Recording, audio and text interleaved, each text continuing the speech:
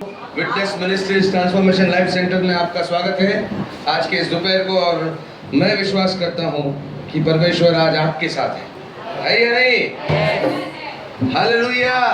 विश्वास से कहो मेरे साथ है। आशा जब आप करते हो, आशा ही विश्वास का लंगर कहती है, लंगर कहलाती है। भले विश्वास उतना बड़ा नहीं हो, लेकिन अगर आशा भी है तो परमेश्वर काम कर सकता है।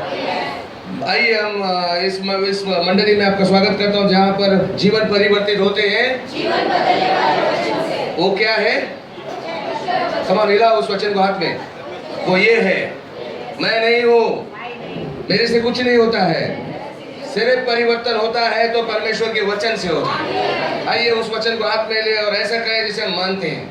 ये मेरी बाइबल है, बाइबल जो मेरे विषय में कहती है जो मैं हूँ सो मैं हूँ। बाइबल जो मेरे विषय में कहती है जो मैं कर सकता हूँ वो मैं कर सकता हूँ। बाइबल जो मेरे विषय में कहती है जो मेरे भीतर है वो मेरे भीतर है। आज मुझे इसी बाइबल से वचन सिखाया जाएगा। मैं साहस से घोषणा करता हूँ, मेरा मन सतर्क है, मेरा दिल ग्रहणशील है और मैं इस वचन से, जीवित वचन से, अटल वचन से, अविनाशी वचन से बदल रहा हूँ। मेरा जीवन बदल रहा है, बदल रहा है, बदल रहा है, बदल रहा है। यीशु के नाम से आपका भी जीवन बदलने वाला है। हालेलुया! प्लीज बैठ जाए। इसका विषय ये है कि आप भी पहले से अधिक बेहतर बनकर निकलोगे। तो आज से आप भी पहले से अधिक बेहतर बन जाओगे। एक दूसरे को बताओ, शायद वो निराश हुआ है, मेरा कब टाइम आएगा? मेरा टाइम आएगा। गली बॉय देखा है? बोलो मेरा टाइम आएगा, आएगा। बाजू वाले को बोलो ना, आएगा। आपका टाइम आएगा, बेहतर बनने का आएगा। हालेलुया! हम अक्सर निराशा से गुजरते हैं। हमारे जीवन में भी गुड फ्राइडे जैसा हालात आते हैं। हमको लगता है बस अब जिंदगी खत्म, आगे कुछ नहीं है, पिक्चर बाकी नहीं, पिक्चर खत्म हो गई हमारी, अभी से कुछ अच्छा होने वाला नहीं। लेकिन ऐसा नहीं है। मैं आज आपको ये बताने आया हूँ कि परमेश्वर के वचनों में से कि परमेश्वर आपको पहले से बेहतर बन के बाहर निकालेगा। आपको सिर्फ मुसीबत से बाहर नहीं निकालेगा, उससे बेहतर बन के। एक महिला के बारे में पढ़ा था मैंने। उन्होंने किताब लिखी थी, राख से सुंदरता। मतलब राख समझते हैं ना? राख में कुछ खूबसूरत है क्या? वो गंदा दिखता है, लेकिन उसने किताब लिखा ब्यूटी फॉर एशेस, यानी राख से सुंदरता।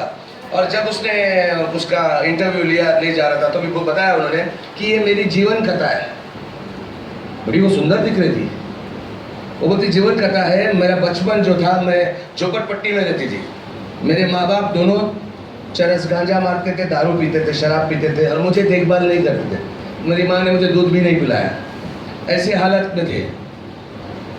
उसकी सगे संबंधी दूसरे झोपड़पट्टी में दूसरे जगह पर रहते थे, दूसरे गांव में। वो उसे लेके जाते, छोटी बच्ची है बोल के उनको लेके जाते। कोई एक हफ्ते के पास रखता था, कोई दूसरा मामा लेके जाता था, कभी चाचा लेके जाता था। परवरिश ऐसा, स्कूल तो पढ़ना सवाल ही नहीं उठता। कैसे कैसे करके म्युनिसिपैलिटी स्कूल में डाला गया।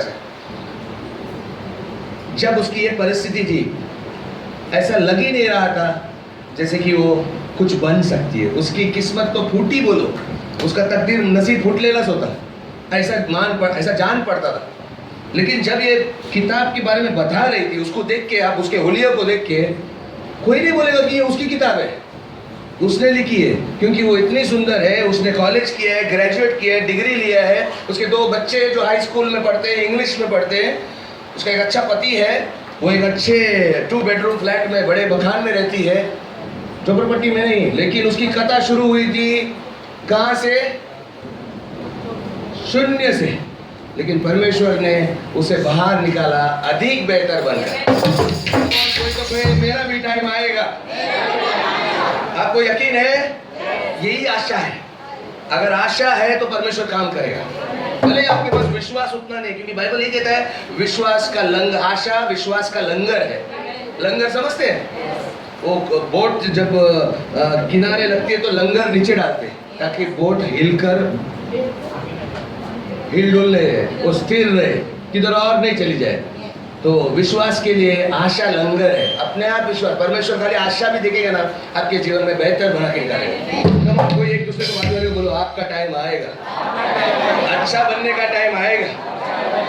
Hallelujah, hallelujah. हो सकता है आप इस समय कुछ बहुत परेशानी से गुजर रहे हो, आपकी जिंदगी में शर्मनाक घटना हुई हो, लोग आपके ऊपर हंस रहे हो सकता है। लेकिन मैं आज आपको बता रहा हूं परमेश्वर क्या कह रहा है। यशाया में जाएंगे, यशाया 61 में 7, यशाया 61 में 7। तुम्हारे नाम धराई के बदले दुगना भाग मिलेगा। परमेश्वर बोलता है डबल मिलेगा। हेलो, खाली डीमार्ट पे स्कीम नहीं लगता है 1+1। कमोन यार, परमेश्वर का भी स्कीम है। बोलते हैं तुम्हें दुगना मिलेगा, वो भी तुमको जो नाम धराई, लोग तुम्हारे नाम का कचरा करते हैं, तुम अगर तू करते हैं, उसके बदले में डबल अच्छा मिलेगा। आगे। तुम्हारे नाम धराई के बदले दुगना भाग मिलेगा। हाँ। अनादर के बदले तुम अपने भाग के कारण जय जयकार करोगे। वो दुगने भाग के कारण तुम जय जयकार करोगे। प्रभु तुमने क्या निकाला मेरे को, खाली बाहर नहीं निकाला, बेहतरीन बन के। लोग मुझे आज देखकर पहचानने लगते, अरे ये वही लड़का है जिसका इंसल्ट करते थे, जिसका अपमान करते करते थे लोग, आज इसको आदर देते हैं। डबल, खाली निकाला नहीं, डबल देना। आगे। तुम अपने देश में दूने भाग के अधिकारी होगे। हाँ। और सदा आनंदित बने रहोगे। लोग आपको ऐसा नहीं जाने, तुम्हारे पर दाग भी नहीं रहेगा। मेरा मतलब ये है कि अगर आपको किसी ने चीटिंग किया है, परमेश्वर दुगना भाग से बाहर निकालेगा। एक बार लोग देखेंगे क्या बात है, तेरा बिजनेस, तेरा पैसा चोरी किया था, लगता ही नहीं यार अभी देखकर। अरे ऐसा होगा, अरे तेरे को कैंसर था, लगता ही नहीं यार। ऐसा दुगना भाग देगा, खाली बाहर नहीं निकालेगा, तंदुरुस्ती में बाहर निकालेगा। हालेलुया।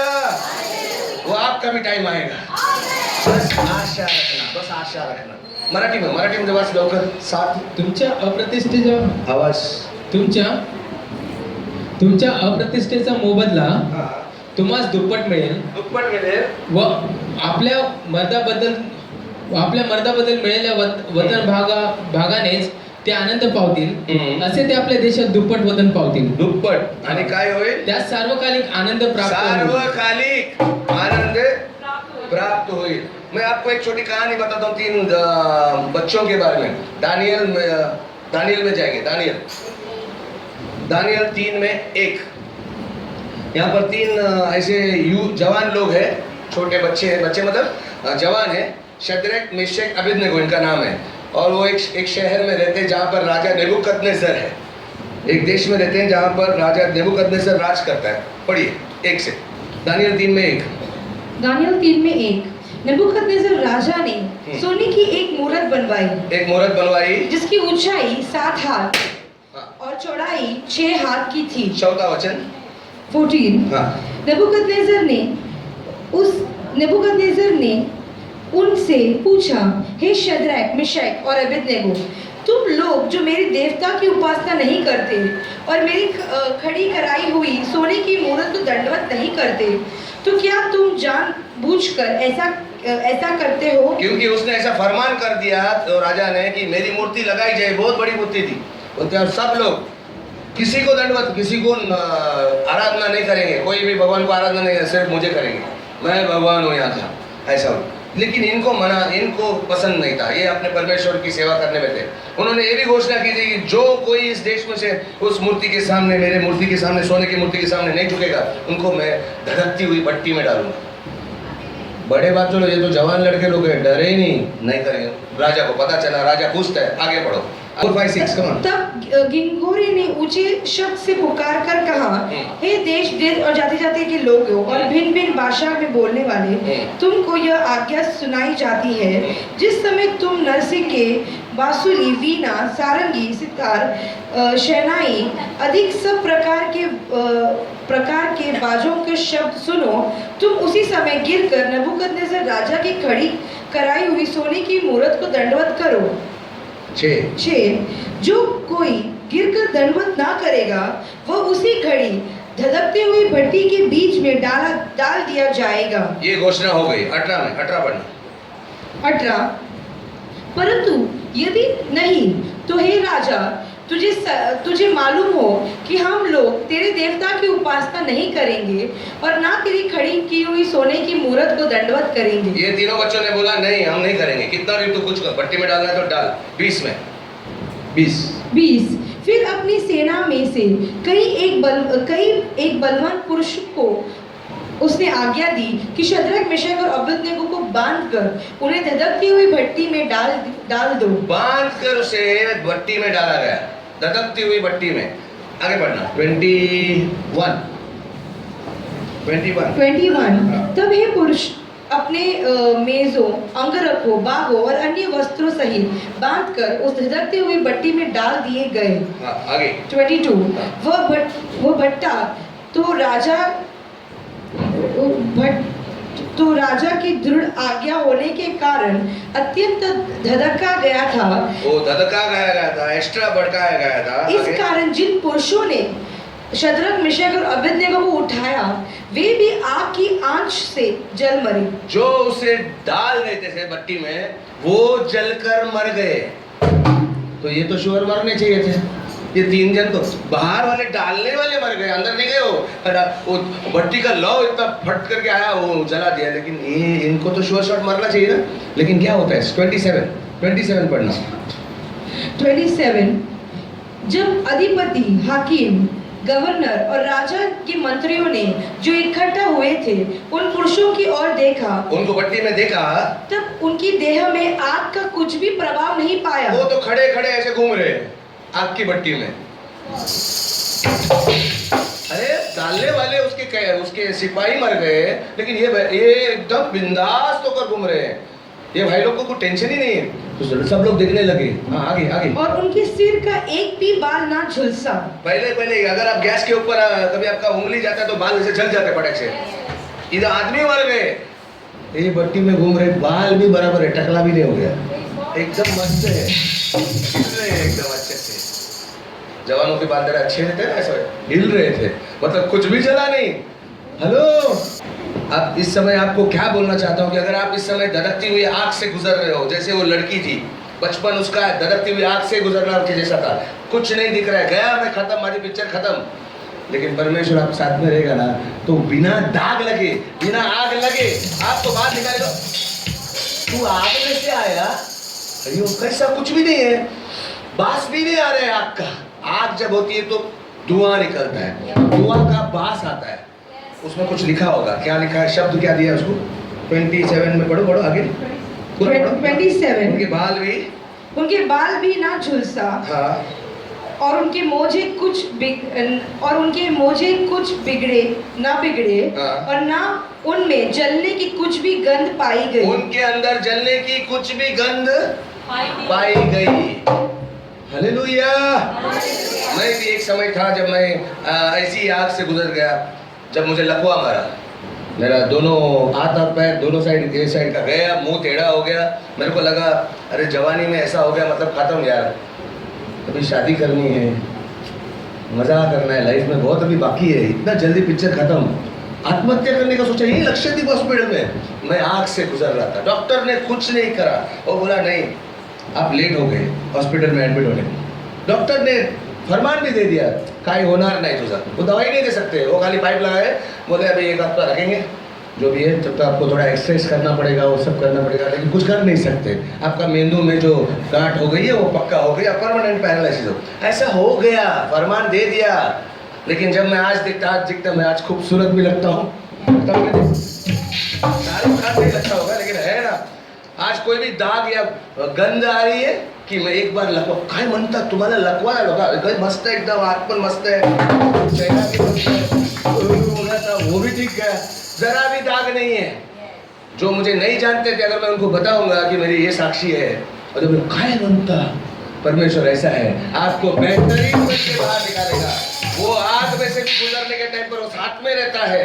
आमेन, बोलो परमेश्वर मेरे साथ है, मेरा टाइम भी आएगा, मैं बेहतर होकर बाहर बाहर निकलूंगा। हालेलुया। कोई तो कहे हालेलुया। बाजू वाले को बोलो आपके साथ भी अच्छा होगा। यशायाह 43 में 2, यशायाह 43 में 2, ये उन सभी के लिए जो इस समय मुसीबत से गुजर रहे हैं, जिनके जिंदगी में तूफान आया हुआ है, जिनके घरों में आग लगी हुई है, पति पत्नी का रिश्ता बराबर नहीं है, काम धंधे में मत मानो जैसे कि नौकरी से निकाला जा रहा है, पैसे प्रॉब्लम है, ऐसे लोगों को मैं बोल रहा हूँ, परमेश्वर आपको बता रहे हैं।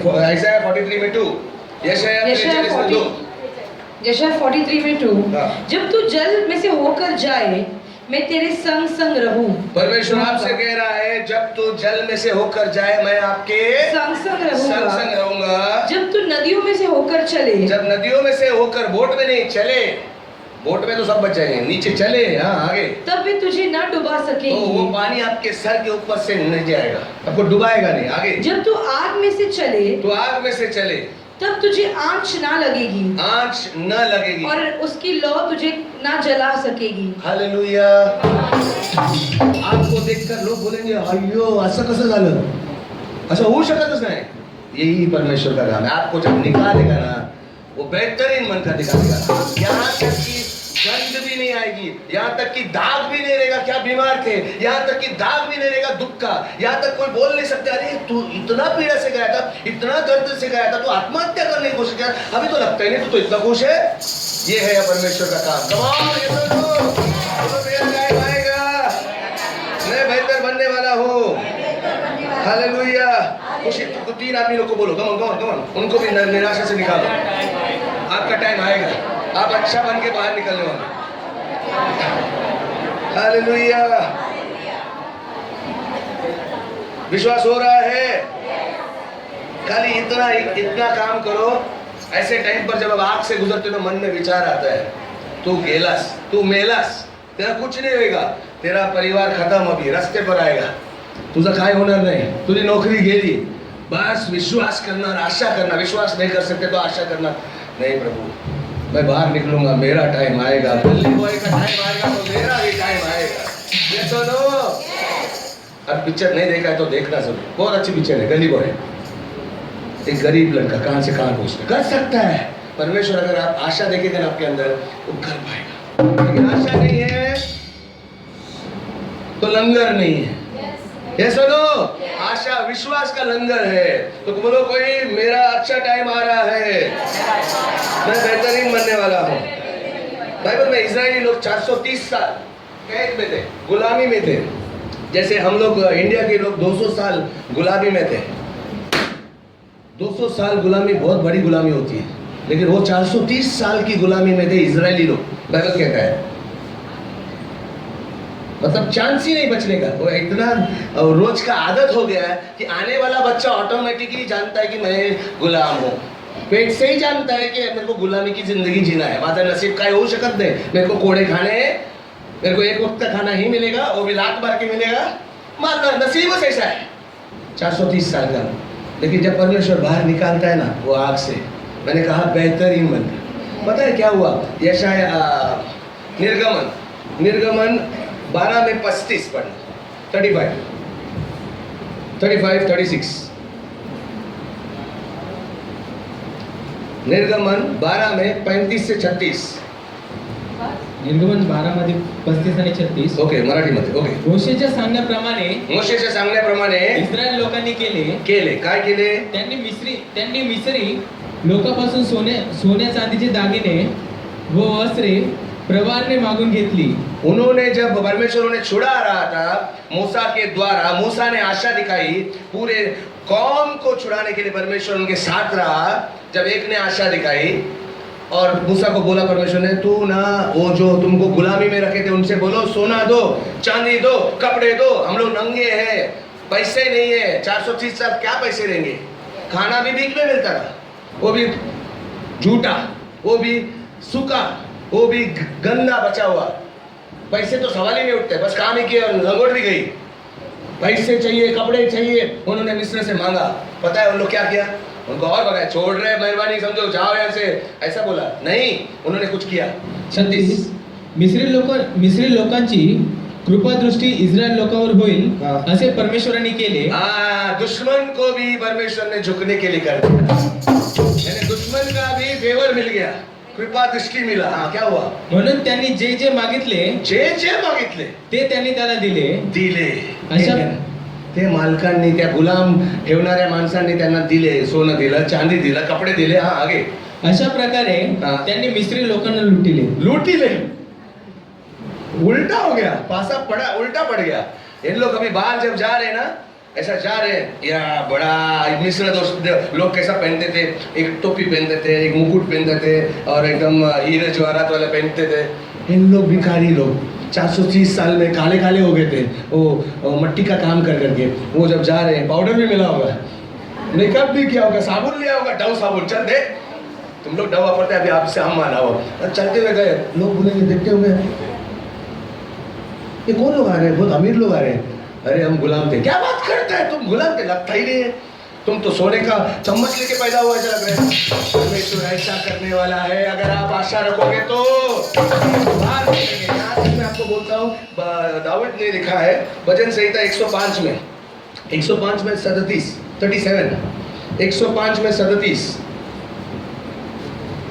जल्दी दे, फास्ट निकाल. 105 में 37. 37. तब वह इज़राइल को सोना चांदी दिलाकर निकाल लाया, हाँ. और उनमें से कोई भी निर्बल न था. कोई भी निर्बल न था. गुलाम लोग कैसे होने चाहिए? यार इतना साल काम करके मेरी पाट गेली रे बाबा, अरे मेरे को कोई बेटा नहीं, एकदम मस्त माटारा पर एकदम जैसे कि जॉगिंग करता है, या निकलता है ना, तो परमेश्वर एकदम बेहतरीन करके निकालता है. अगर आप आज से गुजर रहे हो, परमेश्वर आपके साथ है, ये यकीन करो, बस आशा करो कि मेरा समय आ रहा है. और एक वचन बताता हूँ इसी वाक्य पे, ड्यूटेरोनॉमी व्यवस्था विवरण 29 में 5, 29 में 5, 29 में 5. जब परमेश्वर उन्हें उधर से गुलामी से निकल के लिया, तो वो जंगल के रास्ते से जा रहे थे. 40 साल उनको सफर करना था एक जगह पर पहुंचने के लिए. आगे 29 में 5. हाँ. मैं तो तुमको जंगल में 40 वर्ष लिए फिरा, हाँ. और ना तुम्हारे तन पर वस्त्र पुराने हुए. तो ना तो तुम्हारे तन पर वस्त्र पुराने हुए. पुराने नहीं हुए. हमारा तो एक साल में फिर वापस दूसरी साड़ी लानी पड़ती है. उनकी साड़ी, अरे ये कौन सा पावर है भाई, ये सफेदी का राज क्या है? वो चमकती जा रही है. जंगल में रेगिस्तान में घूम रहे 40 साल, ना कपड़े उनके पुराने हुए, और ना तेरी जूतियां तेरे पैरों में पुरानी हुई. 40 साल चल रहे. तभी तो घोड़ा गाड़ी नहीं थी. चल रहे जूते में खड्डा ही नहीं हुआ. ये कौन सा चमत्कारी जूता है? ताकत में भी अच्छा है. परमेश्वर जब निकालता है ना, जरा भी बदबू नहीं आती दुआ का, जलने का, वो दाग भी नहीं रहता है, वो बेहतरीन बन के निकालता है. खुद यीशु मसीह मुर्दों से जब जीवित हुए तो एकदम यकीन नहीं हुआ ऐसा शरीर बाहर है, पावरफुल, जो दीवारों में से जा सकता था. महिमा का शरीर, अभी उसको कोई नहीं तोड़ सकता. सर्वकालिक, सर्व टाइम तुम उसको आनंदित रहेंगे. ऐसा मतलब बोलते तुम सर्वदा आनंद करोगे. कोई बाजू वाले को बोलो, तुम्हारा टाइम आएगा, कुछ बेहतरीन होने वाला है, कुछ अच्छा होने वाला है. हालेलुया, आमीन. मैं एक व्यक्ति को जानता हूँ, एक लड़का था, मेरे को ये कहानी बहुत पसंद आई. जॉन राव, तेलुगु लड़का था, जॉन राव परिवार का. उसका पिताजी आंध्रा से मुंबई आया काम करने के लिए, लेकिन वो इतने गरीब थे कि यहाँ पर झोपड़पट्टी में रहते थे, मुंबई में सीवड़ी के आसपास, धारावी के आसपास. खाने का कभी कभी एक टाइम का खाना भी नहीं मिलता था. बाप को नौकरी मिल तो गई, लेकिन परिवार में इतनी तंगी थी, घर बाहर छोड़ के, गांव छोड़ के इधर आए हैं. मुंबई में जीना भी मुश्किल होता है. उसको 7वीं क्लास में पढ़ाई छोड़ना पड़ा, क्योंकि घर में दूसरे भाई बहनों को खाना मिले. एक का पगार से कुछ नहीं होता था, तो वो नॉर्मल ऑपरेटर कुछ था, तो उसका पिताजी, तो इसने फिर क्या छोटे मोटे काम करने शुरू किए. उसको एक आदमी मिला जिसने उसको पेन बेचना सिखाया. वो पेन बेचने लगा स्टेशन पर जाकर. लेकिन ये लड़का पिक्चर देखने में बहुत खुश था. पिक्चर देखने में उसे बहुत मजा आता, तो पिक्चरों की नकल करता था. एक्टर की आवाज़ निकालता, अमिताभ की आवाज़ निकालता और पेन बेचता. लोग जमा होते, पेन लेते थे. ऐसा ऐसा फेमस होने लगा. उसके कुछ बाद ये लड़का हिंदुस्तान लीवर में कंपनी, उसका पिताजी मर गया, लेकिन बाइबल कहता है हमारा परमेश्वर जिसका माँ बाप नहीं है उनका माँ बाप बनता है, विधवाओं का सहारा बनता है, उसका भी सहारा बन गया। उसे उस कंपनी में नौकरी मिली बाप की जगह पर, फिर भी गरीब थे। और एक दिन ऐसा हुआ कि एक शो था, शो मतलब क्या बोलते हैं, एनुअल डे बोलते हैं ना, जैसे स्कूल में एनुअल डे होता है, कंपनी का भी एनुअल डे, जहाँ पर बोनस बांटा जा रहा था। तो उसका कार्यक्रम करने के लिए सबने यूनियन के मेंबर ने बोला जॉन भाई आप आज थोड़ा आपका मिमिक्री बताओ, थोड़ा आप क्या बोलते हैं उसको, क्या बोलते हैं मिमिक्री को हिंदी में? नकल करना बताओ। तो उसने शत्रुघ्न की आवाज़ निकाली, अमिताभ की आवाज़ निकाली, लोग हक्के बक्के रह गए। वो शो इतना, वो कंपनी का मीटिंग था, मालूम ही नहीं पड़ रहा था, ऐसा लगता फिल्मी सितारों का मीटिंग है। सब लोगों ने उसको नाम दिया है, आज से तुम्हारा नाम जॉन राव नहीं जॉनी लीवर होगा। हिंदुस्तान लीवर में काम करता था वो, हिंदुस्तान लीवर का जॉनी लीवर नाम पड़ा। और ये आदमी जॉनी लीवर वही है जो आज हमें हंसाता है, फिल्मों में बड़ी बड़ी 350 फिल्में की। आज जब जॉनी भाई अगर आएगा, और वो अभी विश्वासी है, पास्टर भी है, अंधेरी में उसका चर्च है, आज जो खड़ा होता है उसके सामने आप खड़े रहेंगे, वो भी आग से गुजरा था, तो बोलेंगे तो आप यकीन नहीं मानेंगे, वो भी झोपड़पट्टी में रहा था, यकीन नहीं मानेंगे। उसके चेहरे पे कोई भी दाग नहीं, मतलब दाग मतलब कहीं वो आग से गुजरा था, उसको मालूम है, लेकिन सामने देखेगा तो कोई बोलेगा नहीं ये आग से गुजरा था, ये वो जॉनी लीवर है। परमेश्वर जब निकालता है तो बेहतरीन बन के निकालता है।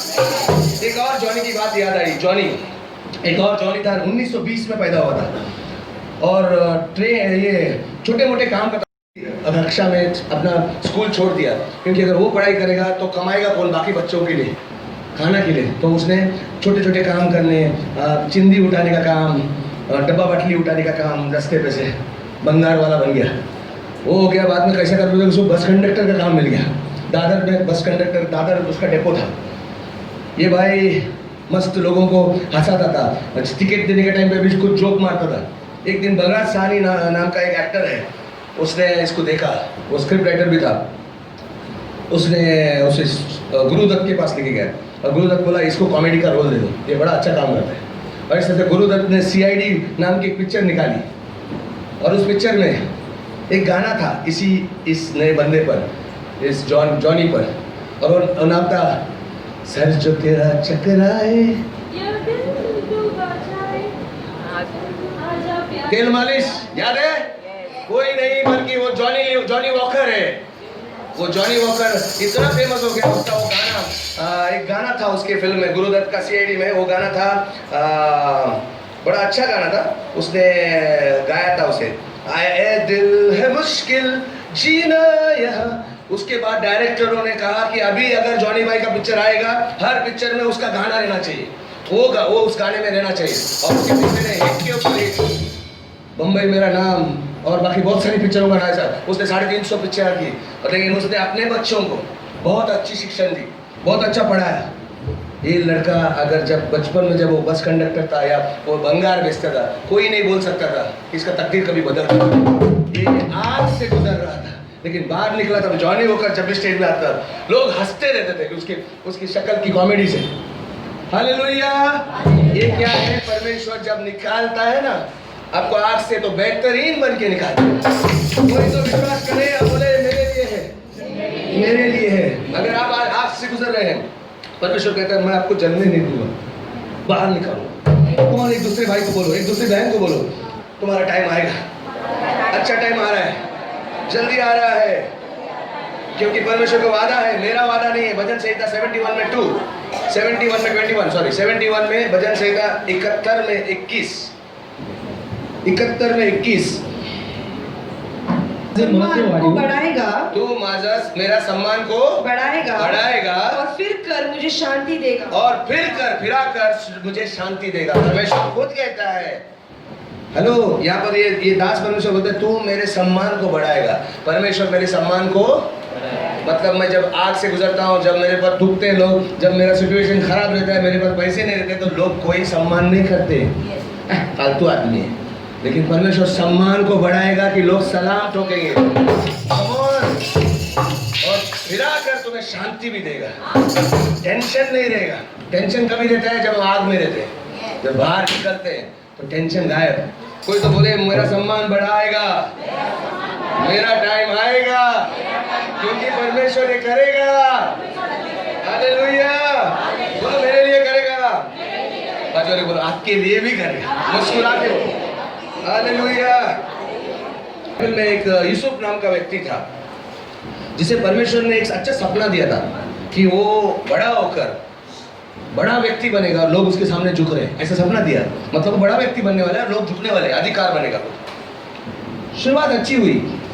बाप का एकदम लाडला था। उनके खानदान में 12 बच्चे थे। यूसुफ को लेकर 12 भाई लोग थे, यानी 11, और ये यूसुफ आखिरी लास्ट वाला बच्चा।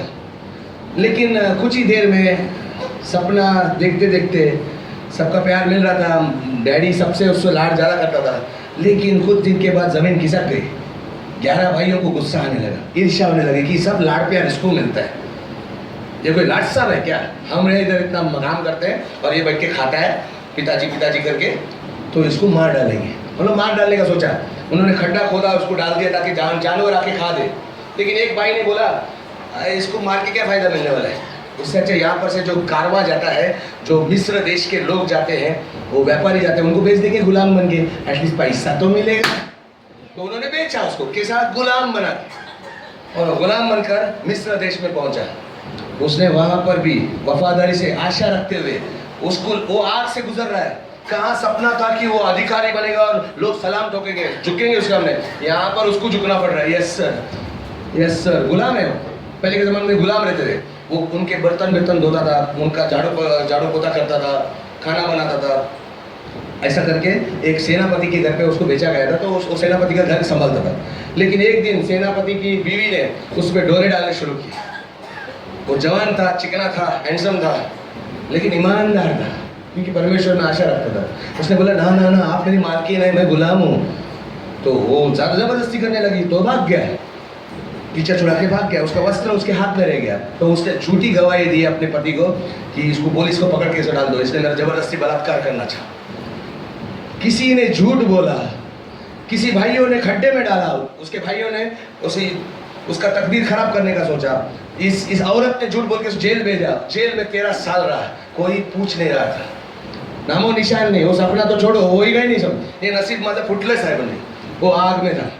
लेकिन एक दिन उस देश का राजा, उसको एक सपना आया, और वो सपना जब आया तो उसका सपने का अर्थ समझाने वाला कोई नहीं था। लेकिन ये सपने पढ़ने में बहुत होशियार था, क्योंकि परमेश्वर ने शुरू में सपना दिया तो समझाया था, अर्थ समझाया था। तो ये परमेश्वर से अच्छा रिश्ता रखता था। तो उसने बोला मैं समझाऊंगा। उसको खबर मिली, उसने समझाया। वो जो राजा था वो इतना खुश हो गया, उसको, वो राष्ट्रपति था वहाँ का, उसको इसने प्राइम मिनिस्टर बनाया, प्रधानमंत्री, मिस्र देश में। ये दिलचस्प बात ये है कि ये आदमी मिस्र देश का था ही नहीं, ये तो इजराइल का था। ये कुछ मिनिस्टर बनने की पढ़ाई भी नहीं की इसने, ये तो गुलाम था, जेल में था। लेकिन परमेश्वर जब निकालता है ना, आपसे सम्मान बढ़ाता है। लोग जब भी उसको देखते होंगे बोलते हैं ये कोई राजा का ही बेटा होगा, क्या का नसीब है रे, काय का नसीब फुटलेला होता। वो बोलेगा नहीं, मैं भी गुलाम था, मैं जेल में से आया। अयो देव जब काटतोस ना, एकदम चमका देते आपको। कुछ समझ में आ रहा है? और एक बात बताना चाहता हूँ, दूसरे लोग अगर आपके ऊपर कुछ करने मतलब जादू टोना नहीं, उनकी चाल चलते हैं, षड्यंत्र रचते हैं, आपका नसीब फोड़ने की कोशिश करते हैं, आपका नसीब बिगाड़ने की कोशिश करते हैं, ये मत समझना परमेश्वर होने देगा, क्योंकि वो नसीब लिखने वाले नहीं है। नसीब लिखने वाला, उनके बिगाड़ने से कुछ नहीं होने वाला है। अभी भी परमेश्वर आपके साथ है, क्योंकि जिस नसीब उसने लिखा है। सुनो, बोलो मेरा टाइम आएगा। आज भले मैं आग से गुजर रहा हूँ, मैं बाहर निकलूंगा बेहतरीन मन। कोई तो कहे आमीन। आमीन। मजा आ रहा है? आपको लग रहा है कि मेरा टाइम आएगा? हो सकता है आप अभी समय यूसुफ की जगह पर हो, लेकिन मैं कहता हूँ आपका भी सही परमेश्वर काम करने वाला। हालेलुया। बस खाली एक याद रखना, अपने मन में जो विचार आते ना, तेरा कुछ नहीं होगा। कहाँ सपना दिया था तेरे को परमेश्वर, कुछ होगा, तेरा घर होगा, तेरा धंधा बढ़ेगा। आज तू गुलामी कर रहा है, धंधा भी हाथ से गया, नहीं नहीं, परमेश्वर जब पलटेगा ना मेरा सम्मान बढ़ाएगा, मुझे दुगना देगा। कम ऑन, यस और नो? अनादर में भी मुझे सम्मान देगा परमेश्वर। हालेलुया। तो क्या करना है?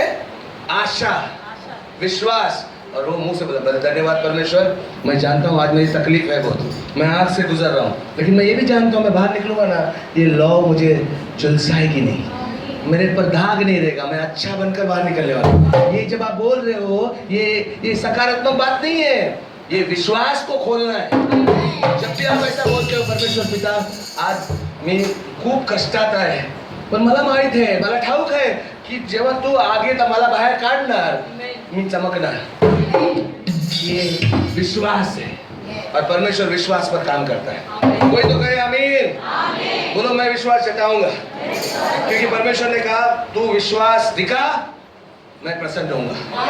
तो एक ही बात से विश्वास से प्रसन्न होता है। और विश्वास नहीं है, आपको लगता है विश्वास नहीं, कोई बात नहीं, आशा तो रख सकते हैं। मेरे पास कौन सा विश्वास था? मैं तो परमेश्वर यीशु को मालूम भी नहीं था मुझे कौन हो, मैं यीशु को बराबर पहचाना भी नहीं था, मैं तो टपोरी था। लेकिन हॉस्पिटल में मुझे एक औरत ने जब उसका वचन पढ़ा है, आशा है आज यार हो सकता है, बस उतना काफी था। परमेश्वर साथ में तो था, करंट आ गया, पावर आ गया मुझे, हो गया ठीक। हालेलुया। क्योंकि मैं तभी प्रार्थना करना भी नहीं जानता था, प्रार्थना कैसी होती थी मालूम नहीं, लेकिन मैं बाहर निकल सका तो आप भी निकलेंगे, आपका टाइम भी आएगा। हालेलुया। बेहतरीन समय आ रहा है। एक जोड़ी, एक पति पत्नी को मैं जानता था, हमारे प्रार्थना सभाओं में आते थे। मानो उनका एक अच्छा घर था, जैसे ये 1+1 वाले घर कैसे होते हैं वैसे ऊपर उनका एक रूम और एक किचन था, लेकिन खुद का पैसा भरा हुआ घर था। और उनका समझ लो ये कोपरगंज में घर है, तो उनका उल्लासनगर में फैक्ट्री था, बिजनेस चल रहा था, खुद का घर था, 2 बच्चे थे, अच्छा चल रहा था। अचानक एक भयंकर तूफान आया उनके घर में, उनका बिजनेस ठप पड़ा, नुकसान होने लगा। इतना नुकसान हो गया, उसी समय पर पत्नी का तबीयत में ऐसा कुछ ब्लड में कुछ बीमारी आई, जिसके कारण वो हॉस्पिटल में लगातार रही, उसको बेड पे रहना पड़ा हॉस्पिटल में, हॉस्पिटल का बिल बढ़ रहा है। उसी दरमियान इनका पति का पिताजी मर गया, उसकी माँ मर गई, बेसहारा, सब कुछ एकदम ऐसा था कि वो आग से गुजर रहे थे और जल जाने वाले सा। हेलो, उनको भी मैंने यही कहा, मुझे तो समझ में नहीं आता क्या हो रहा है, कुछ लग नहीं रहा था कि इन्होंने कुछ पाप किया या कुछ किया, कुछ जवाब दे, लेकिन इतना ही बोला आपका टाइम आएगा। और परमेश्वर बोलता है ना, आग से गुजरने वाले को जलने नहीं देगा, वो साथ में रहेगा, खाली आशा देना, आशा देना। उनको पहला समझ में नहीं आया कैसे बाहर निकलेंगे भाई। जब मैं ऐसा बोलता हूँ आपके मन में आ सकता है ऐसे कैसे निकलेंगे, डॉक्टर भी बोलता है मर जाएगा, 2 महीने का मेहमान है। अरे 2 महीने के लोग में अभी भी जिंदा है, देखा है, डॉक्टर ने बोला हुआ है 2 महीने का, वो अभी भी जिंदा है। एक बच्चा था जिसको ट्यूमर था, 2 महीने का बच्चा 2 महीने में जाएगा बोला, लेकिन आज भी वो कौन सा स्टैंडर्ड में है? 8th स्टैंडर्ड में है, गोवा में। 7 ट्यूमर थे बेंदू में, वो 2 महीने का बच्चा था, 2 महीने में मर जाएगा बोला, लेकिन वो जिंदा है। उसकी माँ को भी यही बोला, बस सब रोना ज्यादा नहीं। हम मालूम में रोना आता है, रोने में गलत मत मुंह से रोना, ऐसा आंसू में रोना ठीक है, लेकिन मुंह से मत बोलना मुझे पर्वती लगा, नहीं, अभी भी बाहर निकलेगा तो अच्छा। और उनका 3 बच्चों में वही लड़का ट्यूमर वाला जो मरने वाला था, वही होशियार लड़का है सबसे, गाने में होशियार, पढ़ने में होशियार, जो मरने वाला था, और बाकी 2 डम्बू है। लेकिन ये लड़का इतना चमकता है ना, पूरा उधर एरिया में हीरो है। अभी रिसेंटली हम गोवा गए थे तो मिले थे उसको, तो कैसा परमेश्वर काम करता है। मैं आपको एक ही कह रहा हूँ, बस आशा रखो। कुछ समय के बाद वो प्रार्थना सभा में नहीं आने लगे, लेकिन बहुत महीने गुजरने हुए, 1 साल भी गया। उसके बाद एक दिन मिले, वो आए और बोले कि हमारे घर को आशीष करना। नया घर दिखाया, नया घर देखते मैं अचंभा हो गया, बंगला था। इन लोग इधर वो चाल में 1 रूम, किचन और बाथरूम, इतना रूम मेरा खुद का घर था, ये भी खुद का घर।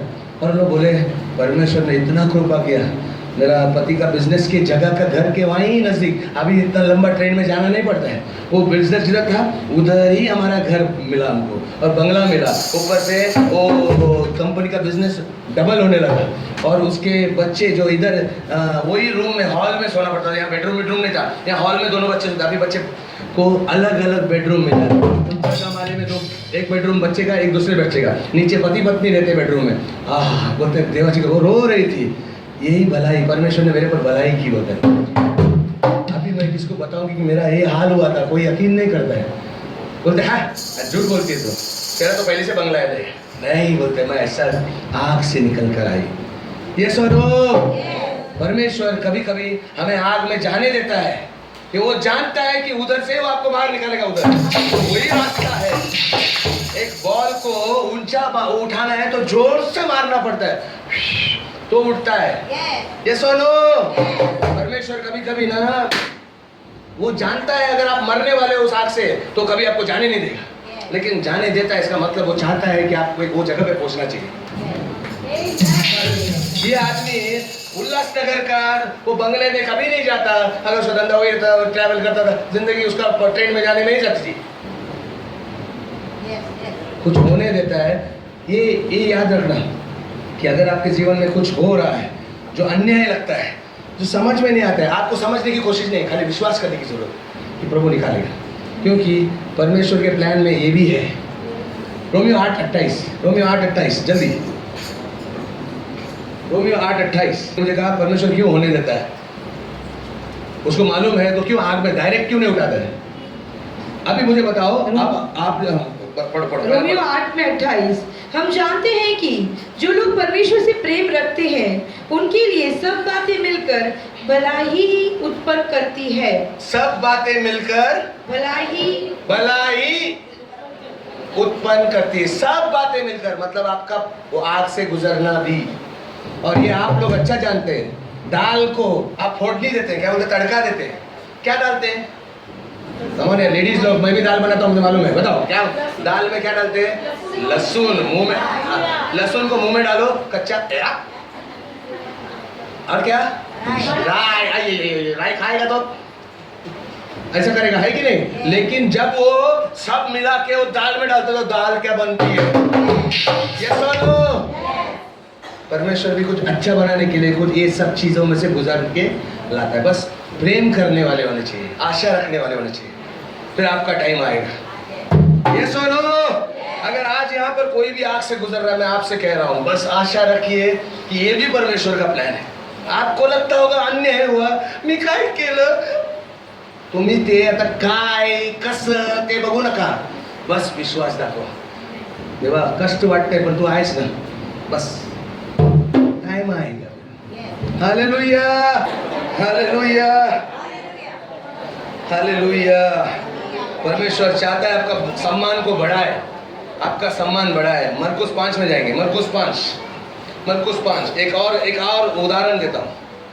मरकुस 5 में एक, जल्दी पढ़ना फास्ट, 1 मिनट ध्यान देना सब लोग यहाँ पर। मरकुस 5 में 1 ध्यान देना सब लोग। वे झील के पार गिरासेनियों के देश में पहुंचे। यीशु मसीह झील के पार गया, एक दूसरे देश में, हाँ एक दूसरी जगह पे। हाँ। तो जब वो नाव पर से उतरा, जब वो नाव में से उतरा तो तुरंत एक मनुष्य जिसमें अशुद्ध आत्माएं थी, जिसमें भूत बसे थे, अशुद्ध आत्माएं बसे, जरा वारा लगला होता, उसको हवा लग गई थी, मतलब भूत हो गया, भूत अंदर गए थे। वो आदमी कब्र में से निकलकर उसे मिला। वो रहता किधर है? कब्रिस्तान में रहता है। ऐसे दुष्ट आत्मा लगे हुए पागल लोग जैसे दिखते हैं ना, वो सब उधर ही मिलते हैं जहाँ मरे हुए लोगों को हम दफनाते ना, उधर। आगे कब्र में से निकलकर उसे मिला। 3 हाँ। वह कब्र में रहकर रहा करता था और कोई उसे सांकलों से भी न बांध सकता था। मतलब वो ऐसा आदमी था, उसके अंदर इतना दुष्ट आत्मा था कि वो लोखंड का बीम भी ऐसा टेढ़ा कर सकता था सुखड़िया, लेकिन उसके अंदर इतने दुष्ट आत्मा घुस गए थे, इतने बुरी आत्मा घुस गई थी, वो लोखंड को भी तोड़ सकता था। तो बड़ी बड़ी साकली से लोगों ने बांधना चाहा कि वो दूसरों को नुकसान न करे, क्योंकि पत्थर उठा के मारता था, लेकिन ये साकली तोड़ देता था। क्या ताकत रहेगी ना, दुष्ट आत्मा लोग उसके अंदर घुस गए, इसका हालत खराब है, नंगा घूमता था। आगे 4 हाँ। क्योंकि वो बार बार बेड़ियों को और साकलों में बंधा गया था हाँ। पर उसने साकलों को तोड़ दिया था और बेड़ियों को टुकड़े टुकड़े कर दिए थे हाँ। और आगे। कोई भी उसे वश में नहीं कर सकता कोई भी था। उसे वश में नहीं कर सकता था। 5 वो लगातार रात दिन कब्रों में और पहाड़ों में चिल्लाता और अपनों को पत्थरों में घायल करता था और खुद को भी घायल करता था, पत्थर लेके टकले में मारता था, कभी काट देता था हाथ को। पागल था, उसका मतलब उसका होश में नहीं था। शैतान ने काबू कर रखा था, बना हुआ था शैतान के वश में, लेकिन साकड़ियों में नहीं बन सकता था। इतना तक ये हुआ था, सत्यानाश कर रहा था। लोग इतना जानते थे कि उधर नहीं जाने का, वो आदमी से दूर रहने का। जैसे बोलते थे कुत्ता है उधर, कुत्ते से दूर रहने का था, ये आदमी काट खाएगा, ऐसा दूर रहते थे पब्लिक। लेकिन यीशु मसीह झील के पार गया। 6 हाँ। वो यीशु को दूर से ही देखकर यीशु दौड़ा को दूर से ही देखकर क्या किया? दौड़ा। उसने प्रणाम किया उसने यीशु मसीह को प्रणाम किया और ऊंचे शब्द में चिल्लाकर कहा 8 पढ़ना 8 क्योंकि उसने उसे कहा था हे अशुद्ध आत्मा इस मनुष्य में से निकल आ। यीशु ने तुरंत उसको, जैसे वो झुका, बस इतना काफी है। हेलो, यीशु को भी मार सकता था, लेकिन रुकना बस थोड़ा वो मिनट का ये हो गया। भले वो जानता नहीं है, लेकिन उसने तुरंत, यीशु मसीह ने बोला दुष्ट आत्माएं निकल जाए यहाँ से, ऐसे कुछ बोला। यस हाँ बोलो। क्योंकि यीशु ने उसे कहा था हे दुष्ट आत्मा इस मनुष्य में से निकल आ। 9 पढ़ो। उसने उससे पूछा हाँ। तेरा नाम क्या है? हाँ। उसने उससे कहा हाँ। मेरा नाम सेना है क्योंकि हम यीशु बहुत मसीह ने हैं। जब नाम पूछा तो दुष्ट आत्मा का नाम पूछा, तेरा नाम क्या है? तो कौन सी आत्मा है? तो उन लोग बोला हम सेना है। सेना मतलब पुराने जमाने में, यीशु के दिनों में जब सेना बोलते थे, उसको लीजन वर्ड था। लीजन मतलब सेना। सेना मतलब एक टुकड़ी, 6000 सेनाओं की सेना क्या बोलते हैं? आर्मी को क्या बोलते हैं? सेना की 6000 की टुकड़ी, तो उसके अंदर 6000 आत्मा बैठी थी। लेकिन इन्होंने बोला हम सेना है, तो क्या होगा? आगे 10 और उसने उसे बहुत विनती की कि हम इस देश में से बाहर ना भेजें। वो दुष्ट आत्मा ने बोले आप मुझे किधर मत भेजना, इसी इधर ही किधर रहने को देना। इस आदमी को छोड़ते हैं हम, लेकिन लंबा मुझे भेजना नहीं। किधर इधर उधर क्या था? आगे 11 हाँ। वहाँ पहाड़ पर सुअरों का एक बड़ा झुंड चर रहा था। एक सुअरों का झुंड चढ़ रहा था। 12 उन्होंने उसे विनती की वो करके दुष्ट कहा आत्माओं ने विनती की सुअरों में भेज दे कि हम हाँ। उसके भीतर जाएं। जाए। आगे 13 अतः उसने उन्हें आज्ञा दी और अशुद्ध आत्मा निकलकर सुअरों के भीतर पेट गई हाँ। और झुंड जो कोई 2000 का था 2000 सुअरों का झुंड था, उसके अंदर वो 6000 आत्माएं, मतलब हो सकता है एक में 3 घुस गए हो, सबको लेकर घुस गए। तो सुअर भी आड़े टेढ़े हो गए, झपट कर झील में पड़कर डूब मरा। वो पहाड़ से गिरकर सब डूब मरे। फिर वो दुष्ट आत्माएं वहां पर झील के वहां आसपास रह गई। मतलब कहने का मतलब निकल गए।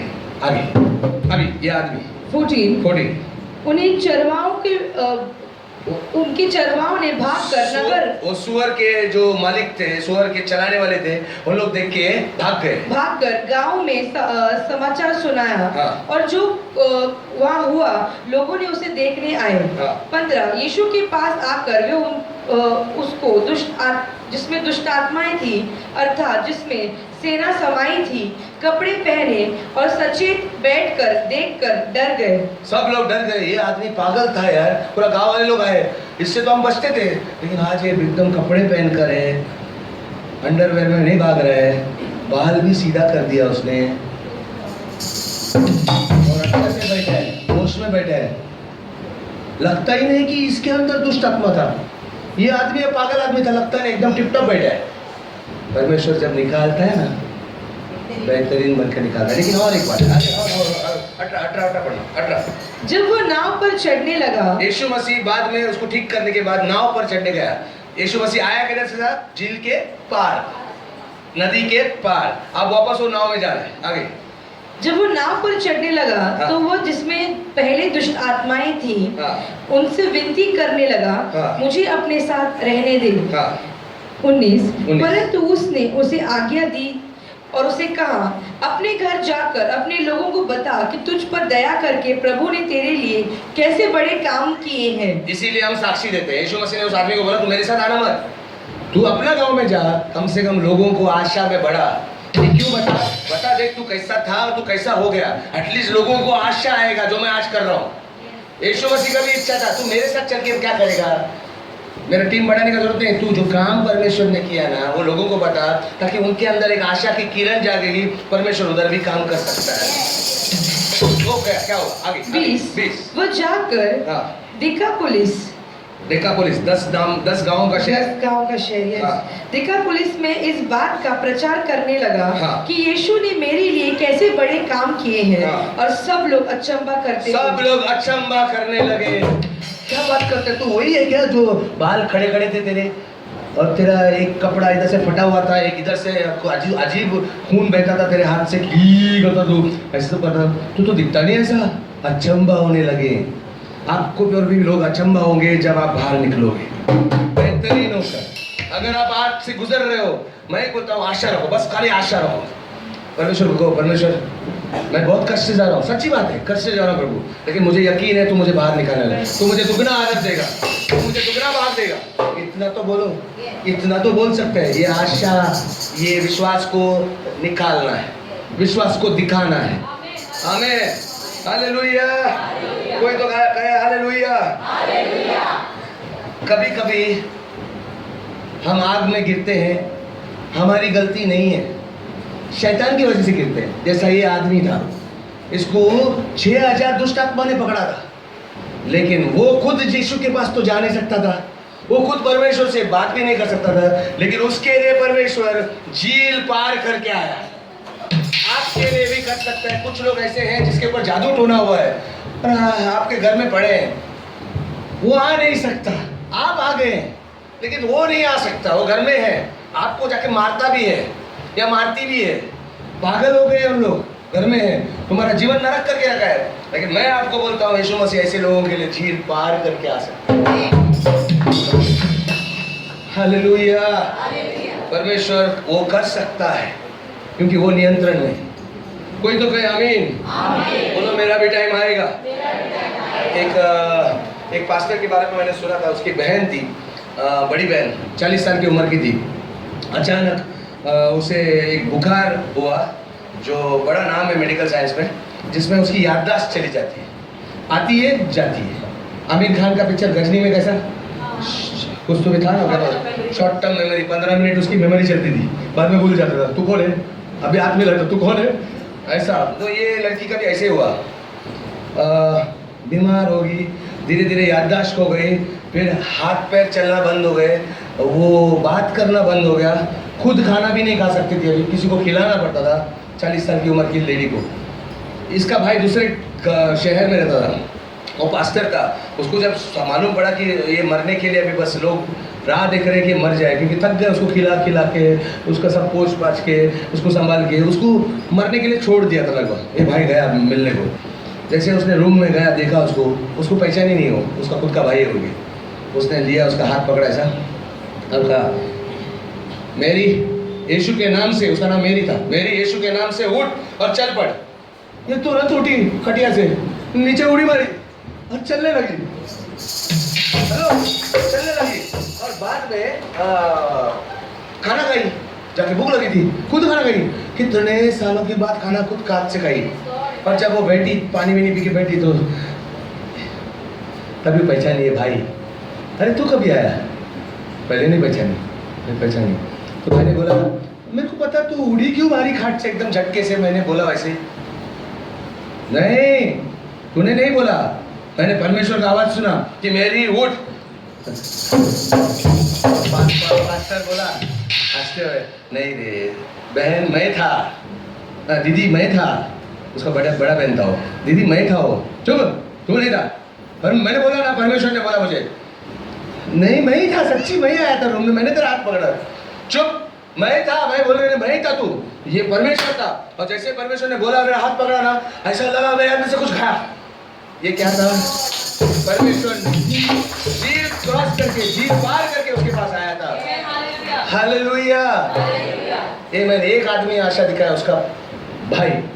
आप भी हो भाई या बहन या माँ या पति या कोई भी आपके उस घर वाले के लिए आए जो दुष्ट आत्मा पकड़ा है, जो जादू टोने का शिकार हो गया, आप भी थोड़ी आशा दिखाए ना, परमेश्वर क्रॉस करके आए। वो नहीं आता, परमेश्वर आएगा। हालेलुया।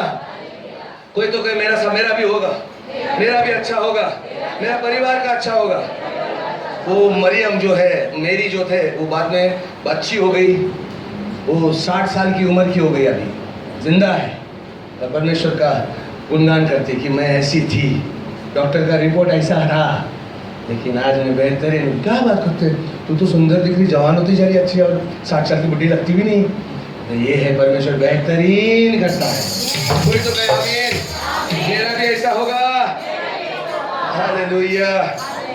परमेश्वर आपके लिए भी आएगा। कितनी बार आ चुका होगा, जैसे कि भाई अभी मैंने उसका कैंसर का बात किया, राम प्रकाश सिंह का भी, परमेश्वर वो कितने प्रभु को जानते थे, लेकिन थोड़ा सा परमेश्वर काम किया, आगे आया। ऐसा परमेश्वर आपके जीवन में भी बहुत बार किया है, हमें दिखा नहीं, लेकिन बड़े बड़े चीज करने वाला है। खाली आशा दो। हालेलुया। एक आखिरी कहानी, लास्ट, लूक 15 में 20, लूक 15 में 20। इस कहानी को मैं पढ़ने से पहले मैं आपको बताना चाहता हूँ। दो लड़के थे, एक पिता को, एक लड़का जो है बहुत अय्याश था। उसने अपने बाप से बोला, पिताजी मेरी जायदाद, अमीर थे, बहुत अमीर थे, मेरी जायदाद को बांट दो, तुम्हारी जायदाद को बांट दो और मुझे आधा हिस्सा दे दो, मैं निकलता हूँ यहाँ से। बाप को बहुत दुखी हुआ, बंटवारा करना चाहता है, तो उसने ठीक है बोला, आधा हिस्सा तेरे बड़े भाई का, आधा तेरा छोटा, तू लेके जा। और लेके गया। उसने अय्याशी की, लड़कीबाजी की, दारू पिया, पैसा उड़ गया, धीरे धीरे उड़ते गया। फिर मंदी का जमाना आया, नौकरी नहीं मिल रही थी। उसको एक नौकरी मिल भी गई तो सुअरों को खाना देने की नौकरी मिली, सुअरों को खाना देना, और उसमें पगार जो था उसमें इसको एक टाइम का खाना खा सकता है। तो मजबूरी में उसने सुअरों का खाना था ना, वो गंदा खाना, वो खाना शुरू किया, क्योंकि भूख तो बर्दाश्त नहीं होती। लेकिन एक दिन उसको होश आया, उसने क्या किया, उसका मन में ऐसा सोचा कि यार मेरे पिताजी के घर में इतने नौकर लोग अच्छे से रहते हैं, इतना अच्छा अच्छा खाना खाते हैं, उनको झूठा भी नहीं रहता, पर मेरा पिताजी, और मैं क्या खा रहा हूँ, सेठ का लड़का होकर यहाँ सुअरों का खाना खा रहा हूँ। होश में आ गया और वो जाने लगा, वो जा रहा था। 20 पढ़ो, क्या हुआ? 20। हाँ। तब वो उठकर अपने पिता के पास चला। हाँ। वह भी दूरी था कि उसके पिता ने उसे देखकर तरस खाया। उसकी वो दूरी था, पिताजी राह ही देख रहा था बहुत दिनों से, बहुत महीनों से, कभी तो मेरा बेटा आएगा, कभी मेरा समय आएगा। वो आया, दिखा लंबा से बेटा दिख रहा है, पिताजी भाग गया उधर से, उसको गले लगाने आधे रास्ते पे। आगे दूरी का तरस खाया और हाँ। दौड़कर उसे गले लगाया और बहुत चूमा। ओके। 21 पुत्र ने उसे कहा, हाँ। पिताजी, हाँ। मैंने स्वर्ग के विरुद्ध में और तेरी दृष्टि में पाप किया है, हाँ। और अब इस योग्य नहीं रहा कि मैं तेरा बेटा पुत्र कहलाऊं। मैं तेरा पुत्र कहलाऊं। 22 परंतु पिता ने अपने दासों से कहा, परंतु पिता ने क्या कहा? नालायक, अभी आया, अभी बाप की याद आई? आपको लगता है ना ऐसा परमेश्वर पिता कहता होगा? यीशु मसीह ने दृष्टांत क्यों कहा? वो दिखाना चाहता है परमेश्वर पिता कैसा है। उसका पिता ने क्या कहा? झट अच्छे से, झटपट जल्दी अच्छा कपड़ा निकल के आओ, कपड़ में से मेरा कपड़ा लेके आओ, वो सोने चांदी हीरो जड़ा वाला, जल्दी कपड़ा लेके आओ, और उसके हाथों में अंगूठी और पाँव में जुतियां पहनाओ। अंगूठी लेके आओ, हीरे की अंगूठी लेके आओ, और जूते लेके आओ, बाप अच्छे जूते लेके आओ। ये कैसा देखो, सुअरों के बीच में से आया। परमेश्वर उसका वो निशान ही मिटाना चाहता है, जरा भी दाग रहने दो, तो वापस उसको बेटे का रुतबा देता है। जैसे कपड़े पहने, जैसे अंगूठी पहनी, अंगूठी पहना से सिक्का मारते थे, सिक्का मारने के लिए काम कर, उसको अधिकार पूरा दिया। पिताजी ने ये नहीं बोला पश्चाताप कर, रो थोड़ा, गिड़गिड़ा मेरा पैर पड़, नहीं, चूमा। बस परमेश्वर चाहता है तू वैसा न रहे, वैसा अच्छा हो जाए। वो तुम्हारा सम्मान बढ़ाना चाहता है। मैं आपको बोल रहा हूँ, आपको किसी ने बोला परमेश्वर अगर गुंडा है, डाकू है, बंदूक लेके बैठा है, विलन है, रॉन्ग है, बहुत लोग परमेश्वर से डरते हैं और उसके लिए उसको पूजा अर्चना करते हैं। लेकिन परमेश्वर बहुत प्यार करता है। कम ऑन, बस वो बस आते देखा तो वो भाग के आया, गले लगाया और चूमा और वस्त्र पहनाया, नया बना दिया। अभी कोई भी देखेगा तो, एक व्यापारी आएगा तो सलाम सेठ बोलेगा, वो बोलेगा नहीं मैं सेठ नहीं था, मैं सेठ का बच्चा था, लेकिन मैं सुअरों को पालता था। क्या बात करते हैं, लगता नहीं है। हमारी गलती होने के बाद भी परमेश्वर ने नहीं ढकला, ना शैतान आया, हमने ही गलती करने के बाद भी परमेश्वर आपको बाहर निकाल सकता है। आप एक कदम उठाओ, परमेश्वर आगे कदम उठाएगा। कोई तो कहे परमेश्वर मेरी गलती भी माफ करेगा। हालेलुया। बस यकीन करो, उसकी उस माफी को स्वीकारो। बस जब कोई परमेश्वर जब माफ करता है ना, वो कुछ ऐसा है, अगर ये लेगी नहीं तो ये मेरे हाथ में रहेगा, अगर लेगा तो उसके हाथ में गया कि नहीं। अगर आपको कोई तोहफा देता है तो आप क्या करते हैं? मुंह देखते हैं उसका, लेते हैं। तो परमेश्वर दे रहा है, मैं आपको समझा रहा हूँ, मुंह से बोलो ना, धन्यवाद परमेश्वर, तेरी भलाई मैं स्वीकारता हूँ। मैं यकीन करता हूँ कि मेरा ये आग से गुजरना थोड़ा समय है, थोड़ा देर के बाद मैं बाहर निकलने वाला हूँ। खाली बोल कर तो देखो, बदल जाएगा सिचुएशन। मैं बोलता हूँ अगर आप यकीन करने वाले हैं तो आपके लिए है, अगर आप यकीन करते नहीं है तो आपके लिए नहीं है। कोई तो कह सकते हैं आमीन। बोलो मैं बाहर निकलूंगा। हो सकता है आपकी गलती की वजह से आप उधर है, वो आग में है, लेकिन परमेश्वर अभी भी बोलता है मैं आ रहा हूँ ना छुड़ाने के लिए। वो झील पार करके आएगा। हालेलुया। लोग कहेंगे आपको, क्या आप ड्रग्स लेते थे? मैंने ऐसे लोगों को देखा ड्रग्स लेके आज एकदम होश में है। आज वो पास्टर बने, वो अच्छे बिजनेसमैन बने, एक टाइम पे चर्ची गर्दुल्ले थे। हाँ, मेरे दोस्त खुद थे, लेकिन आज जब देखते तो आप कभी बोलेंगे नहीं चर्ची था, क्योंकि परमेश्वर ने राम सिंह अगर दुनिया में मुंह फाड़ कर बोलेगा मेरे को कैंसर था, क्या बात करते हो आप, तो किधर दिखता ही नहीं, मुंह तो अच्छा है। ऐसा कोई बोलेगा मेरा कैंसर में ट्यूमर था, वो बच्चा गोवा का 60 ट्यूमर थे, क्या बात करते हैं, दिमाग इतना होशियार है, तेरा दिमाग में ट्यूमर हो ही नहीं सकता है। नहीं, परमेश्वर जब करता है तो दाग भी दिखना नहीं। और आपको मैं आज विश्वास दिला रहा हूँ और ये कह रहा हूँ आपसे, मैं घोषणा कर रहा हूँ, अगर आप यकीन करते हो, आप विश्वास करते हो, आप आशा करते हो, तो मैं मानता हूँ कि परमेश्वर आपके लिए झील पार करके आने वाला है। वो आपको सम्मान देने वाला है, वो आपके ऊपर नए वस्त्र डालने वाला है, वो आपको क्षमा पहनाने वाला है, आपको दया दिखाने वाला है और आपको आदर सम्मान में बढ़ाने वाला है। परमेश्वर वो करेगा जो आप कभी नहीं कर सकते। आप एक स्थान से दूसरे स्थान पर जाने वाले, दुगना आदर पाने वाले। परमेश्वर आपको बेहतरीन बना के लेके आएगा, जैसे उसने यूसुफ के साथ किया, जैसे उसने इजराइलियों के साथ किया, जैसे उसने मेरे साथ किया, परमेश्वर आपके साथ भी करने वाला है। होते हुए आप देखेंगे, बस आपको सिर्फ आशा दिखानी है। अगर आप आशा दिखा सकते हैं तो कहें आमीन।